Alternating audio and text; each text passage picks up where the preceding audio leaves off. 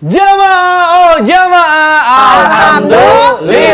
Alhamdulillah jamaah masih di Islam itu Indah dan hari ini kita sedang membahas tema bahaya. Masya Allah, semangat banget. Bahaya nih. Ini nih bahaya. Mana-mana bahaya. Nah, makanya sesuai sama tema kita hari ini. Nah, makanya tadi ada satu pertanyaan saya belum dijawab kata Habib, dijawabnya sekarang aja nih. Habib, Afwan izin bertanya nih, Bib. Habib, Nabi Muhammad SAW kan dikenal sebagai sosok yang penyabar gitu ya. Tapi benarkah Nabi Muhammad juga pernah marah, dan apa sih yang bisa membuat Nabi Muhammad SAW, Nabi kita marah itu kepancing gara-gara apa? Tadi di segmen pertama, Kiai udah bilang. Apa tuh? Asyidda wal kufar. Asyidda al kufar. Tapi ruhama. Keras Rasulullah terhadap apa? Terhadap orang yang memusuhi agamanya Allah Subhanahu wa taala. Penyabar, tegas, keras terhadap orang yang memusuhi agamanya Allah. Tegas. Nah, mungkin boleh dijelaskan melalui Afwan Kiai. Saja. Bismillahirrahmanirrahim. Allahumma shalli ala sayyidina Muhammad wa ala ali sayyidina Muhammad. Rasulullah sallallahu alaihi wasallam yang kita kenal sebagai seorang nabi, seorang rasul, seorang manusia pilihannya Allah, Habibullah, kekasihnya Allah Subhanahu wa taala, akhlakul karimah wa khuluqul Quran, dan akhlaknya seperti akhlak Al-Qur'an. Maka kita pernah melihat Rasulullah marah. Ternyata Rasulullah pernah marah. Pernah Rasulullah marah ketika Rasulullah sallallahu alaihi wasallam berada di rumahnya, ada satu musolah kecil tempat Rasulullah biasa sholat di situ.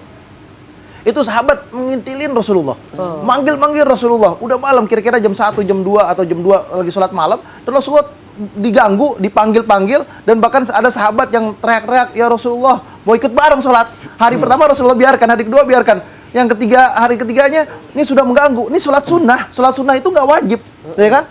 Mereka mengikuti Rasulullah. Rasulullah keluar dengan tegasnya dan mengatakan bahwasanya ini bukan sholat wajib, ini sholat sunnah, dan sholat sunnah dikerjakan di rumah, bukan di sini gitu. Jadi itu salah satu yang membuat Rasulullah Shallallahu Alaihi Wasallam pernah menegur sahabatnya.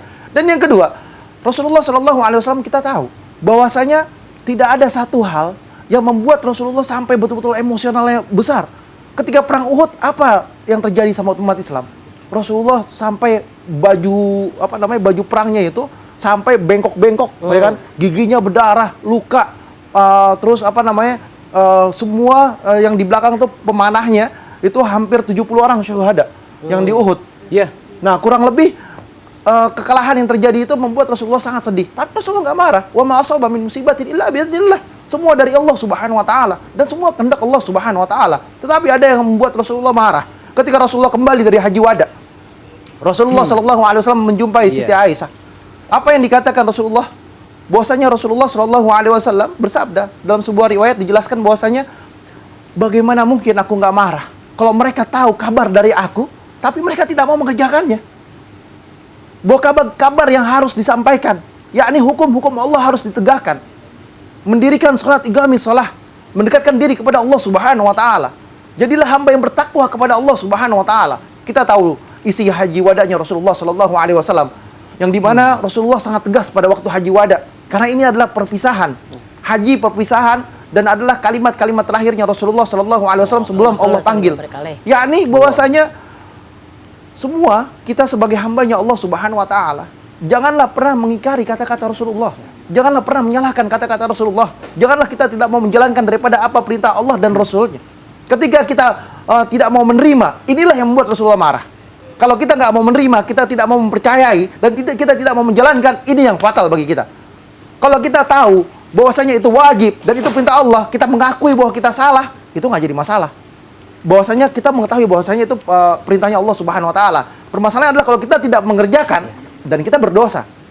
Kalau tidak mengerjakan, kita berdosa. Kalau kita cuma niat, aduh, kayak males-malesan nih, ini nggak jadi masalah. Tapi kalau dia nggak sholat, nah ini yang berdosa. Dia tidak menjalankan, ini yang berdosa. Tapi kalau dia hanya di hatinya aja, itu bukan jadi satu permasalahan. Yang jadi permasalahan adalah ketika dia mengucapkan dengan lisannya, ketika dia tidak mau melakukannya, ini yang jadi permasalahan besar. Oleh karena itu, bahasa yang paling mudah adalah kita sebagai manusia harus mengikuti aturan Allah dan Rasulnya. Bahwasanya kita hamba Allah harus bertakwa kepada Allah, mengikuti syariat agama yang dibawa oleh baginda Nabi besar Muhammad SAW, diikutin, dijalanin, dan dikerjakan. Bismillah. Amin. Jadi sebetulnya sudah kodratnya manusia itu memiliki emosi, tapi kita harus bisa mengendalikan, yang bisa didasari dengan ilmu ya. Kita bisa mengendalikan itu, tapi kita harus belajar ilmu agama, makanya nonton Islam itu indah. Nah itu, Masya Allah. Baik, kita lanjutkan pembahasan kita. Habib Usman, terima kasih penjelasannya. Kiai Afwan izin bertanya nih Kiai ini. Gimana? Ujian dari Allah terhadap manusia, terhadap umatnya itu beda-beda ya. Iya. Ada juga yang mohon maaf mungkin diberi ujian dengan rasa sakit gitu ya. Betul. Udah berobat kemana-mana gitu ya, saking wah udah Ikhtiar gitu ya, stresnya maksimal gitu. ya. Mungkin ada beberapa juga orang yang akhirnya menganggap ini Allah kenapa ya kok ngasih ujiannya kayak gini berat banget gitu. Apakah ini bentuk ujian atau memang Allah marah sama kita? Nah itu Iya. gimana tuh supaya hambanya Allah atau kita tuh bisa bersabar terhadap ujian tersebut? Nah Kiai. Baik, Mohon penjelasan kepada Mikdad ya, Iya. kemudian Habib Usman Usman. bin Yahya, guru saya juga Kiai Ustazah Lulung. Dulung manis. Iya. Don't tuntas. forget. Saudaraku pemirsa Indonesia, Islam tuh indah di mana saja kita berada. Dan kalau bicara soal bahaya dan kaitannya dengan lisan, Iya. salamatul insan fi hifdzil lisan, selamat manusia itu tergantung dalam hal pemeliharaan Lisan, lidah. iya. Kemudian ada kata peribahasa mengatakan waqad yujali jar'i syaifi bur'un wala bur'u lima jaruh lisan. Kalau pedang melukai tubuh ada harapan sembuh, tapi lidah melukai hati hendak kemana obat cari. Waduh, itu dia tuh, Masya Allah. Itu bahaya. Bahaya. Nah di sini pemirsa Indonesia, jangan a priori suuzon kepada Allah. Kita suuzon kok Allah begitu sih, nggak adil. Iya. Betapa Allah adil kok. Ada tukang es lewat bahwa ini kok pohon asem buahnya kecil, kok pohon semangka buahnya gede. Allah ini nggak bijak, nggak adil. Satu ketika tukang es itu beristirahat di bawah pohon asem, jatuh asemnya, alhamdulillah bagus kecil tuh asem. Coba Iya kalau bener. semangka. Coba kalau gede, medret pala saya. Nah di sini pemirsa Indonesia, Iya, bener bahwa juga. kalau kita sakit, mungkin ada di mulutnya selang, di hidungnya selang, di tangannya selang, nasogestic tube, endotracheal tube, endotracheal tube, line, central venous pressure, itu kan Allah beri sakit tuh, harus sabar.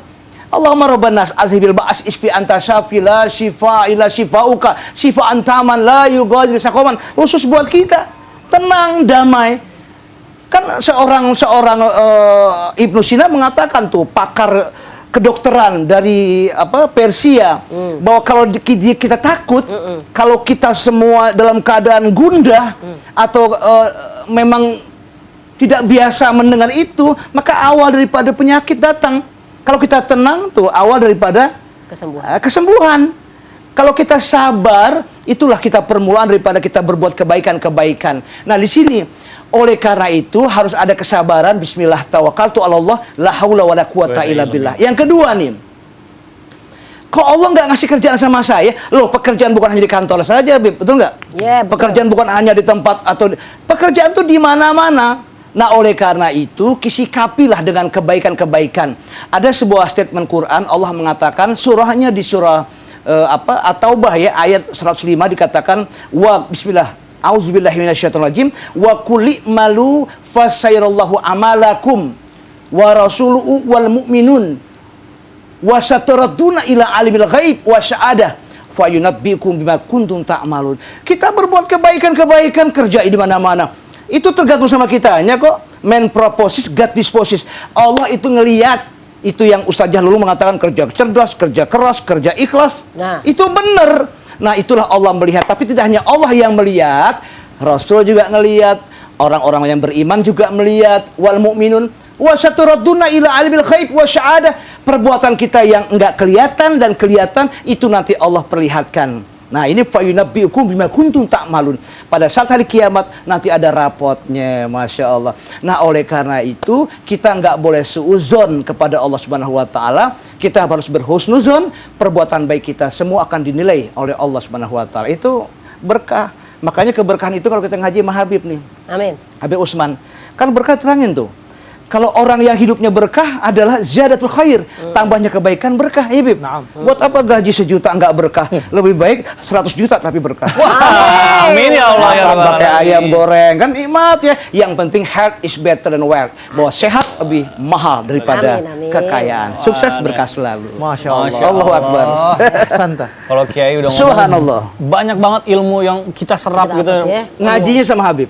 Iya, sama Islam itu indah, juga sama Ustazah Lulu. Baik. Tapi guru-guru nih kayaknya ini jamaah yang ada di rumah udah nggak sabar nih, pengen Baik. pertanyaan dijawab sama guru-guru kita. Makanya Ah. sekarang langsung aja kita masuk ke segmen Tanya Dong Ustadz. Kami semua tanya dong Ustadz. Baik, Masya Allah, tabarakallah. Terima kasih jamaah yang sudah mengirimkan pertanyaannya melalui sosial media Islam itu Indah. Sekarang kita langsung aja bacakan pertanyaan pertama. Ada melalui Instagram @hamba_Allah, baik tidak mau disebutkan namanya. Assalamualaikum Ustadz. Waalaikumsalam warahmatullahi wabarakatuh. Waalaikumsalam warahmatullahi wabarakatuh. Ustadz, saya marah dengan seseorang, lalu saya memblokir semua akses media, mungkin media sosialnya sih, supaya saya tidak lagi punya hubungan dengannya. Apakah saya juga bersalah, Ustadz? Apakah itu sama juga dengan memutus silaturahmi? Nah, wah ini gimana nih, Habib Utsman? Jadi Bismillahirrahmanirrahim. Allahumma shalli ala sayyidina Muhammad. Jadi apa nih? Jadi memblokir mungkin. Memblokir. Semua aksesnya. Ketika seseorang, tadi kan ada kalimat ketika dia marah, maka dia boleh diam. Dia boleh menenangkan diri dulu. Boleh gak diblokir? Boleh. Dia blokir boleh. Dia media sosialnya dia tutup juga boleh. Atau aplikasi yang lainnya juga dia boleh. Nggak usah berhubungan dulu, nggak jadi masalah. Tapi ingat, ketika ketemu, ya kan, dia harus tegur sapa yang baik. Ketika ngeblok boleh, nggak jadi masalah. Karena apa? Karena ngeblok dulu takut ada kata gak enak, kata-kata yang kesinggung. Betul. Ingat, la yahilu lil muslimina an yahzura akhuhu fawqa salasati ayyam. Tidak halal bagi seorang muslim, dia tidak bertegur sapa terhadap saudaranya selama 3 hari, atau tangganya, atau temannya, atau siapapun, selama 3 hari berturut-turut. Jadi maknanya adalah ketika ketemu dia bertegur sapa dengan baik. Dia ketika ketemu dia berbicara dengan yang baik. Tetapi ketika dia di media sosial, dia mau blok, dia mau blokir, nggak jadi masalah. Tapi ketemu baik, oh ahlan wa sahlan, sehat. ahlan bikum, Habib. Iya, nggak jadi masalah. Daripada kita ngelihat medsosnya emosional. pusing gitu. Oh iya, berarti tujuannya baik ya, Tujuannya baik. supaya kita bisa mengendalikan emosi kita juga. Karena kalau kita ngelihat terus sosial medianya, malah makin emosi, Nambah berarti sakit. sumpah serapa Nah, gitu. bentuk ketenangan adalah yakni memblokir dulu. Memblokir dulu. Tapi ketemu baik. Sapa. bertegur sapa. Baik, kita bacakan pertanyaan kedua ada dari Instagram hamba Allah, baik tidak mau disebutkan namanya. Assalamualaikum. Waalaikumsalam warahmatullahi wabarakatuh. Saya orangnya kalau lagi marah nggak bisa ngomel-ngomel langsung di depan yang bersangkutan. Saya tuh biasanya diem, dipendem sendiri. Nangis di belakang. Saking jengkelnya malah jadi nangis sendiri. Apalagi kalau habis sholat. Rasanya air mata ini nggak bisa berhenti mengalir. Lalu bagaimana nih sebaiknya ya Ustadz? Karena saya ini orangnya memang kurang ekspresif. Saya ini introvert. Saya takut jadi stres dan bisa timbul penyakit.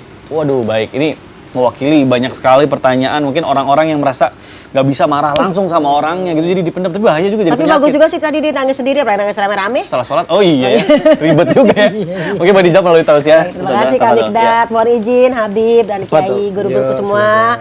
Assalamualaikum warahmatullahi wabarakatuh. Waalaikumsalam warahmatullahi wabarakatuh. Jamaah, alhamdulillah. Alhamdulillah. Jadi kalau kita ngomongin sebagai seorang wanita atau sebagai seorang hamba Allah yang tertutup, kurang ekspresif, marah cuma bisa nangis ya. Seperti yang tadi di awal kita nyatakan, memang marah itu macam-macam. Ada yang memang nggak terkontrol, ada yang memang dibatin, ada juga yang memang ya udahlah cuekin aja. Atau udah blokir aja seperti tadi ditanyakan oleh Kak Mikdad. Jadi gimana kalau kita seperti ini, pengen ngomel nggak bisa di depan yang bersangkutan, itu bagus. Karena apa? Kalau kita lagi marah, dia lagi marah, kita ngomong nggak bakal didengerin. Karena ada 3 orang yang tidak bisa diajak ngobrol. 1 orang yang lapar, 2 orang yang lagi marah-marah, 3 orang yang sedang jatuh cinta. Gak bisa dibilangin. Jadi kalau memang tadi dinyatakan aku tuh orangnya nggak bisa ngomong langsung, yaudah berarti tunggu waktu tepat kapan. Tapi kalaupun kita misalnya memang ingin marah-marah juga, jangan depan orang-orang lain. Kalau kita punya masalah berdua, selesaiin berdua. Karena kalau kita merasa dizolimi, boleh kita ngomong. Karena apa? Di dalam surat An-Nisa dinyatakan, la yuhibbullahu jahra bisu'i minal qauli illa man zulima. Allah tidak menyukai perkataan yang buruk yang dikatakan dengan terus terang, kecuali dengan orang yang memang dizolimi. Jadi karena kita dizolimin, kita kesel, marah aja. Tapi saya nggak berani di depannya. Nah ini, itu kan bahasanya itu adalah cara penyelesaian kita. Jadi kalau kita ngomongin yang pertama, ngomel. Nah, di samping ngomel nggak bisa, ya udah kalau gitu saya curhat aja sama Allah, kita sholat. Wasta'inu bisobri washolat, minta tolong sama Allah lewat sabar dan sholat. Karena apa? Habis gimana? Mau marah kita nggak bisa, nggak marah tapi orang nggak ngerti, maka kita menjauh.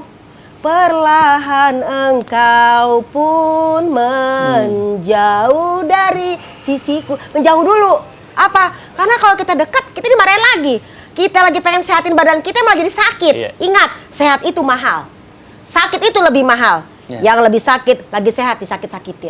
Nah, kan repot kan? Jadi yang pertama, curhat kepada Allah. Kalau pengen cerita sama orang, maka bercerita kepada orang yang memang ahlinya. Ingat nggak ketika seorang wanita Haula binti Salabah dikatain sama suaminya sehingga dia jadi sedih, pengen marah tapi suami nggak marah tapi gimana ya? Maka beliau bercerita kepada Rasulullah, orang yang memang dipercaya Al-Amin. Ya Rasulullah, suamiku mengatakan punggungku seperti punggung ibunya, aku tuh sebel banget. Berarti cerita.